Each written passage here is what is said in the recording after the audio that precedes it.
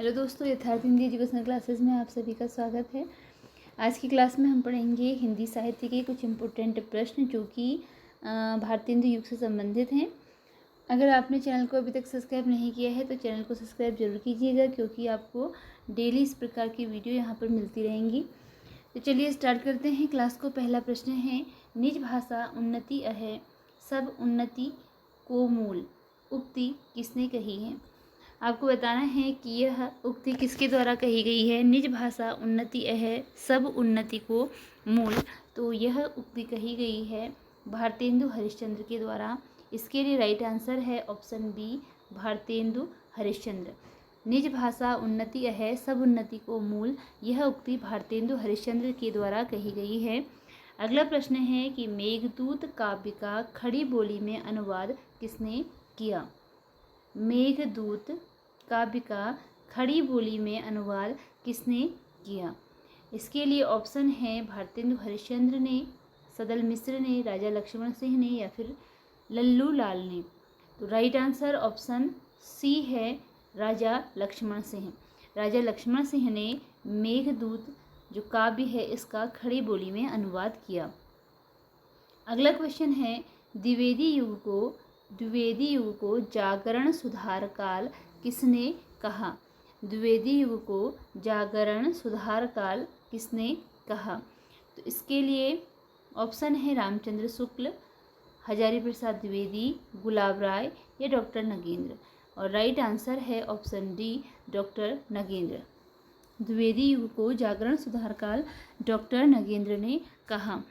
अगला क्वेश्चन है कि हिंदी गद्य के संदर्भ में महावीर प्रसाद द्विवेदी का मुख्य योगदान किसमें है। तो हिंदी गद्य के संदर्भ में, अर्थात कि हिंदी में जो गद्य का विकास हुआ उस क्षेत्र में महावीर प्रसाद द्विवेदी ने क्या योगदान दिया था। ऑप्शन है नए विषयों पर साहित्य रचना के लिए, हिंदी भाषा का परिष्कार और परिमार्जन के लिए, अनुवाद कार्य के लिए, या इनमें से कोई नहीं। तो इसका जो राइट आंसर है वो ऑप्शन बी है, हिंदी भाषा का परिष्कार और परिमार्जन। तो महावीर प्रसाद द्विवेदी का योगदान हिंदी भाषा के परिष्कार और परिमार्जन में है। अगला क्वेश्चन है, द्विवेदी युग के गद्य लेखकों में कौन नहीं है। कौन सा ऐसा गद्य लेखक है जो कि द्विवेदी युग से संबंधित नहीं है।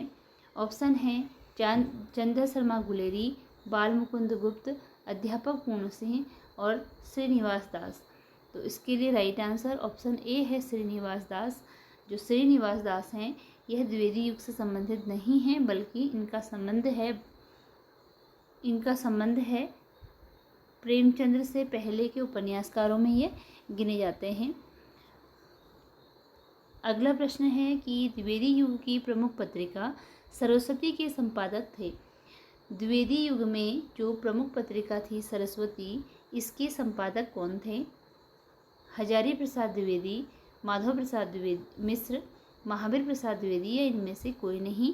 राइट आंसर ऑप्शन सी है, महावीर प्रसाद द्विवेदी। और महावीर प्रसाद द्विवेदी के नाम पर ही द्विवेदी युग का नाम द्विवेदी युग रखा गया, अर्थात कि इस युग का नाम द्विवेदी युग महावीर प्रसाद द्विवेदी के नाम पर ही रखा गया है। अगला प्रश्न है, सरस्वती का प्रकाशन कहाँ से होता है। सरस्वती जो पत्रिका है इसका प्रकाशन स्थल बताना है। बनारस, कलकत्ता, कानपुर या Allahabad. Right answer option D है, इलाहाबाद। इसका जो प्रकाशन स्थल है वह इलाहाबाद है। ऑप्शन डी इसके लिए राइट आंसर है। अगला क्वेश्चन है कि निम्नलिखित में कौन सी पत्र पत्रिका द्विवेदी युग की नहीं है। उस पत्र पत्रिका का नाम बताना है जो कि द्विवेदी युग से संबंधित नहीं है। हंस, सरस्वती, नागरी प्रचारिणी पत्रिका या प्रभा। तो राइट आंसर ऑप्शन ए है, हंस। हंस जो है वह द्विवेदी युग की पत्रिका नहीं है। अगला क्वेश्चन है, काशी नागरी प्रचारिणी सभा की स्थापना वर्ष है। काशी नागरी प्रचारिणी सभा की स्थापना किस वर्ष हुई है, आपको इसका वर्ष बताना है, रचना वर्ष। तो इसका जो राइट आंसर है वो ऑप्शन बी है, 1893। काशी नागरी प्रचारिणी सभा की स्थापना 1893 में हुई है। अगला क्वेश्चन है, कामता प्रसाद गुरु किस क्षेत्र में प्रसिद्ध हैं? कामता प्रसाद गुरु किस क्षेत्र में प्रसिद्ध हैं? निबंध लेखन में, कहानी में, व्याकरण में या फिर नाटक में? तो राइट आंसर इसके लिए ऑप्शन सी है, व्याकरण में। कामता प्रसाद गुरु जो हैं वह व्याकरण के क्षेत्र में प्रसिद्ध हैं। अगला क्वेश्चन है कि बंग महिला के नाम से कौन प्रसिद्ध हैं? बंग महिला किसका उपनाम है और बंग महिला के नाम से कौन प्रसिद्ध हैं? इसके लिए राइट आंसर ऑप्शन बी है, राजेंद्र बाला घोष। राजेंद्र बाला घोष बंग महिला के नाम से प्रसिद्ध हैं। अगला क्वेश्चन है, इंदु मासिक पत्रिका कहाँ से निकलती थी? जो इंदु मासिक पत्रिका थी वह कहाँ से निकलती थी? इलाहाबाद से, कानपुर से, लखनऊ से या फिर काशी से? तो इसके लिए राइट आंसर है ऑप्शन डी, काशी। इंदु मासिक पत्रिका का प्रकाशन स्थल काशी था। अगला क्वेश्चन है कि चंद्रधर शर्मा गुलेरी किस पत्रिका के संपादक थे? चंद्रधर शर्मा गुलेरी किस पत्रिका के संपादक थे? इसके लिए आंसर है राइट ऑप्शन ए, समालोचक। ऑप्शन ए, समालोचक। चंद्रधर शर्मा गुलेरी समालोचक पत्रिका के संपादक थे। अगला क्वेश्चन है, प्रताप पत्र के संपादक थे। प्रताप पत्र के संपादक का नाम बताना है।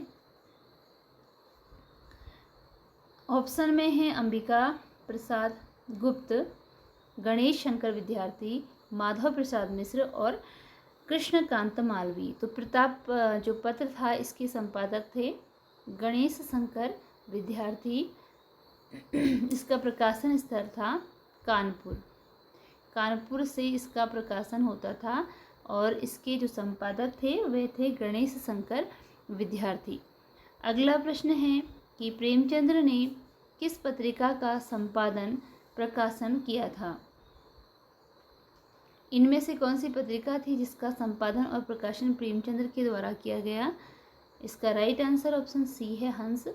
जो हंस पत्रिका थी इसका संपादन और प्रकाशन का कार्य प्रेमचंद्र जी के द्वारा किया गया। नेक्स्ट क्वेश्चन है, प्रगतिशील लेखक संघ की स्थापना कब हुई? प्रगतिशील लेखक संघ की स्थापना कब हुई? राइट आंसर है 1936।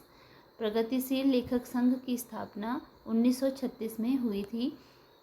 अगला क्वेश्चन है कि पत्रिका और संपादक में कौन विषम संयोजन है? विषम का मतलब है कि गलत, कौन सा है जो कि गलत है? आलोचना नामवर सिंह इसके संपादक थे। कर्मवीर माखनलाल चतुर्वेदी ने इसका संपादन किया। मतवाला निराला जी ने इसका संपादन किया। ये तीनों रचनाएं, ये जो तीनों पत्रिकाएं हैं ये सही हैं इनके संपादक। माधुरी इसका संपादन महादेवी बर्वा ने किया, यह इसके लिए गलत है। तो आपको बताना है जो आंसर गलत है, गलत में आपको निशान लगाना है। तो आपका जो गलत आंसर है वह है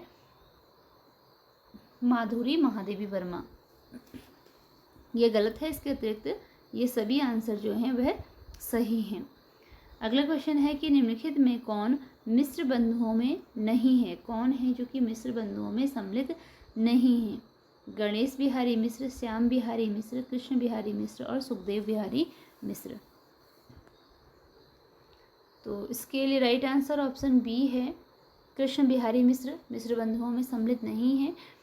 इसके अतिरिक्त क्यों हम जो नाम सुनते हैं अक्सर मिश्र बंधु, तो वह मिश्र बंधु तीन भाई हैं वह मिश्र बंधु, जिनके नाम हैं गणेश बिहारी मिश्र, श्याम बिहारी मिश्र और सुखदेव बिहारी मिश्र। क्योंकि आंसर नहीं में देना है तो इसलिए ऑप्शन बी इसके लिए राइट आंसर है, कृष्ण बिहारी मिश्र इनमें सम्मिलित नहीं है। अगला क्वेश्चन है, धर्मवीर भारती किसके संपादक थे? धर्मवीर भारती ने संपादन किया था। ऑप्शन सी इसके लिए राइट आंसर है, धर्मयुग का। धर्मवीर भारती ने संपादन किया था धर्मयुग का। किस पत्रिका से नई कविता का आरंभ माना जाता है? तो नई कविता का आरंभ किस पत्रिका से माना जाता है? ऑप्शन डी राइट आंसर है। नई कविता की पत्रिका के द्वारा ही नई कविता का आरंभ किया गया। हिंदी साहित्य सम्मेलन प्रयाग की स्थापना वर्ष है। हिंदी साहित्य सम्मेलन जो कि प्रयाग में हुआ, इसकी स्थापना कब हुई? ऑप्शन ए राइट आंसर है 1910 में। 1910 में हिंदी साहित्य सम्मेलन प्रयाग की स्थापना हुई। हिंदी का सर्वप्रथम छापखाना कहाँ स्थापित हुआ? प्रेस कहाँ स्थापित हुआ? तो राइट आंसर है ऑप्शन बी कलकत्ता में। अगला क्वेश्चन है, निराला के संपादन में निकलने वाला पत्र मतवाला कहाँ से प्रकाशित होता था? तो निराला ने मतवाला पत्र का संपादन किया था और इसका प्रकाशन स्थल बताना है कि यह कहाँ से प्रकाशित होता था। इसके लिए राइट आंसर है ऑप्शन सी कलकत्ता। कलकत्ता से इसका प्रकाशन होता था। अगला क्वेश्चन है, हिंदी साहित्य सम्मेलन के संस्थापक थे। हिंदी साहित्य सम्मेलन के संस्थापक कौन थे? राइट आंसर है पुरुषोत्तम दास टंडन। पुरुषोत्तम दास टंडन जो थे वह हिंदी साहित्य सम्मेलन के संस्थापक थे। अगला क्वेश्चन है कि रसिक समाज कहाँ की साहित्यिक संस्था थी? तो रसिक समाज काशी की साहित्यिक संस्था थी। किस पत्र को भाषा गढ़ने की टकसाल कहा गया है? किस पत्र को भाषा गढ़ने की टकसाल कहा गया है? राइट आंसर इसके लिए ऑप्शन ए है बंगवासी। जो बंगवासी पत्र था इसे भाषा गढ़ने की टकसाल कहा गया। खड़ी बोली को साधु भाषा किसने कहा? खड़ी बोली को साधु भाषा किसने कहा? ऑप्शन है चंद्र शर्मा गुलेरी, महावीर प्रसाद द्विवेदी, कामता प्रसाद गुरु। तो खड़ी बोली को साधु भाषा किसने कहा, ये बताना है। इसके लिए राइट आंसर है भारतेंदु हरिश्चंद्र। इसमें आपका एक ऑप्शन छूट गया है, सी वाला जो है भारतेंदु हरिश्चंद्र। तो खड़ी बोली को भारतेंदु हरिश्चंद्र, तो खड़ी बोली को साधु भाषा कहा था भारतेंदु हरिश्चंद्र जी ने खड़ी बोली को साधु भाषा कहा। अगला क्वेश्चन है कि उत्तर प्रदेश से प्रकाशित होने वाला पहला समाचार पत्र कौन सा था? इसके लिए राइट आंसर ऑप्शन डी है बनारस अखबार। जो बनारस अखबार था यह उत्तर प्रदेश से प्रकाशित होने वाला पहला समाचार पत्र था। इसी के साथ ये क्लास यहीं पर एंड होती है। मिलते हैं अगली वीडियो में कुछ नए प्रश्नों के साथ। धन्यवाद।